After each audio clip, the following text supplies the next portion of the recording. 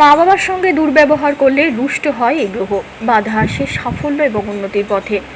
জ্যোতিষশাস্ত্রে বর্ণিত নবগ্রহ ব্যক্তিগত সম্পর্কের ওপর প্রভাব বিস্তার করে। স্বাস্থ্যমতে এমন দুটি গ্রহ রয়েছে যারা মাতা ও পিতার কারক, অর্থাৎ এই দুই গ্রহর শুভ প্রভাবের ফলে মা বাবার সঙ্গে সম্পর্ক মজবুত হয়, অন্যদিকে অশুভ প্রভাবের ফলে মা বাবার সঙ্গে সন্তানের সম্পর্ক দুর্বল হয়। এর বিপরীতে ব্যক্তি যদি নিজের মা বাবার সঙ্গে দুর্ব্যবহার করে তাহলে এই গ্রহের অশুভ প্রভাব বৃদ্ধি পায়। গ্রহ আমাদের জীবনে বিশেষ প্রভাব বিস্তার করে থাকে। ব্যক্তির শারীরিক ও মানসিক অবস্থাকে যেমন নবগ্রহ প্রভাবিত করে, তেমনি ব্যক্তিগত সম্পর্কের ওপরও প্রভাব থাকে।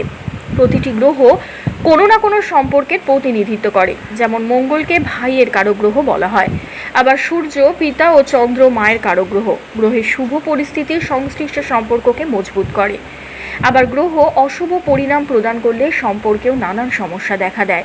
অনেক সময় এমনও হয়, ব্যক্তি যদি নিজের আত্মীয় স্বজনের সঙ্গে দুর্ব্যবহার করে তাহলেও গ্রহের অশুভ পরিণাম ভোগ করতে হয়।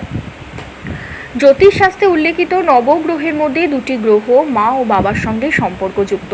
মা বাবার সঙ্গে দুর্ব্যবহার করলে বা তাদের কটু কথা বললে এই গ্রহ দুটি খুবই রুষ্ট হয়। এখানে কোন গ্রহের কথা বলা হচ্ছে তা বিস্তারিতভাবে জেনে নেওয়া যাক। মায়ের সঙ্গে দুর্ব্যবহার করলে রুষ্ট হয় এই গ্রহ। জ্যোতিষশাস্ত্র অনুযায়ী চন্দ্রকে মায়ের কারক গ্রহ বলা হয়ে থাকে। এছাড়াও মন, ধন, মানসিক অবস্থার কারক গ্রহ চাঁদ। স্বাস্থ্যমতে কোনো ব্যক্তি মায়ের অপমান করলে, তাদের অপশব্দ বললে বা দুর্ব্যবহার করলে ব্যক্তির কোষ্ঠীতে চন্দ্র দুর্বল হতে থাকে। দুর্বল চন্দ্রের ফলে ব্যক্তির মানসিক রোগ হয়, পাশাপাশি অবসাদগ্রস্ত হতে শুরু করে তারা। এমন জাতকের আর্থিক পরিস্থিতি নষ্ট হয়, এছাড়াও নানান স্বাস্থ্য সমস্যাও দেখা দেয়। বাবার সঙ্গে দুর্ব্যবহার করলে ক্ষুব্ধ হয় কোন গ্রহ?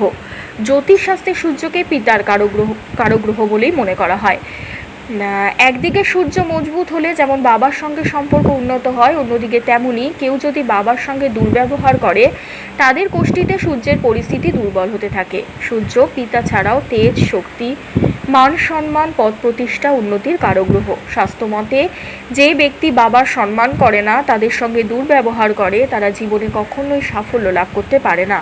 পরিশ্রমের পরেও অসফল থেকে যায় এমন জাতক। এদের মান সম্মান হানি হয়, পাশাপাশি নানান শারীরিক সমস্যা ঘিরে ধরে এদেরকে। শনিকে সূর্যের পুত্র বলেই মনে করা হয়। পিতা পুত্রের সম্পর্ক খারাপ হলে কোষ্ঠীতে সূর্য ও শনি উভয়ের উপর নেতিবাচক প্রভাব পড়ে। ধন্যবাদ।